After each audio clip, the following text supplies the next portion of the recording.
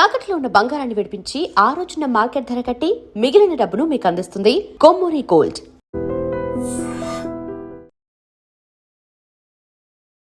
భార్యాభర్తల మధ్య గొడవలు రావడం సహజం.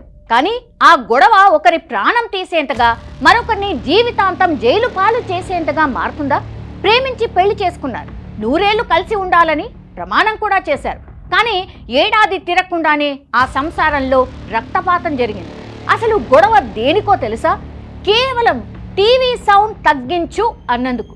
వినడానికి ఆశ్చర్యంగా ఉన్న మంగళగిరి సిడ్కో ఇళ్లలో జరిగిన ఈ దారుణ ఘటన ఇప్పుడు తెలుగు రాష్ట్రాల్లో సంచలనంగా మారిపోయింది. అసలు ఆ రాత్రి ఆ ఇంట్లో ఏం జరిగింది? ఆ భార్య అంతలా ఎందుకు ఆవేశానికి లోనైంది? ఓసారి తెలుసుకునే ప్రయత్నం చేద్దాం.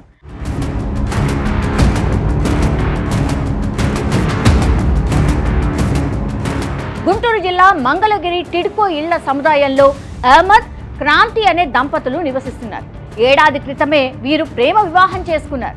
గురువారం రాత్రి టీవీ చూస్తున్న సమయంలో సౌండ్ తగ్గించాలని అహ్మద్ తన భార్యను కోరాడు. దీనిపై ఇద్దరి మధ్య మాటామాట పెరిగింది. ఇది కాస్త గొడవకు దారితీసింది. ఆవేశాన్ని అదుపు చేసుకోలేకపోయిన క్రాంతి కిచెన్లో ఉన్న కత్తితో భర్త అహ్మద్ పై దాడి చేసింది. తీవ్ర గాయాలైన అహ్మద్ ను ఆసుపత్రికి తరలించినా ఫలితం లేకుండా పోయింది. చికిత్స పొందుతూ అతను చనిపోయాడు. స్థానికులు ఇచ్చిన సమాచారంతో పోలీసులు రంగంలోకి దిగారు. కేవలం క్షణికావేశమేనా, లేక ఈ హత్య వెనుక ఇతర కారణాలు ఏమైనా ఉన్నాయా అనే కోణంలో విచారణ చేపడుతున్నారు పోలీసులు. గొడవ ఏదైనా కావచ్చు, కోపం ఎంతైనా రావచ్చు, కానీ చేతికి పని చెప్పే ముందు ఒక్క నిమిషం ఆలోచించి ఉంటే ఈరోజు అహ్మద్ ప్రాణాలతో ఉండేవాడు. క్రాంతి జైలు పాలు అయ్యేది కాదు.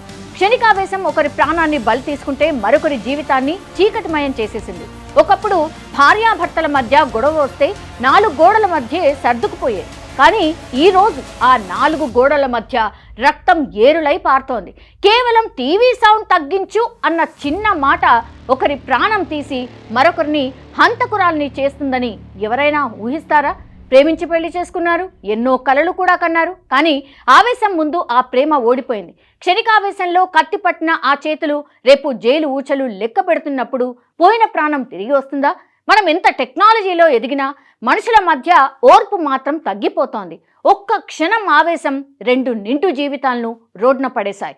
ప్రేమించి పెళ్లి చేసుకున్న ఈ జంట కనీసం మొదటి యానివర్సరీ కూడా జరుపుకోకుండానే ఇలా విడిపోవడం బాధాకరం. చిన్న చిన్న గొడవలకు ప్రాణాలు తీసే స్థాయికి వెళ్ళడం ఎంతవరకు సమంజసం? ఈ అసహనం రేపటి తరాన్ని ఎటు తీసుకువెళ్తోంది? ఈ ఘటనపై మీ అభిప్రాయం ఏంటి?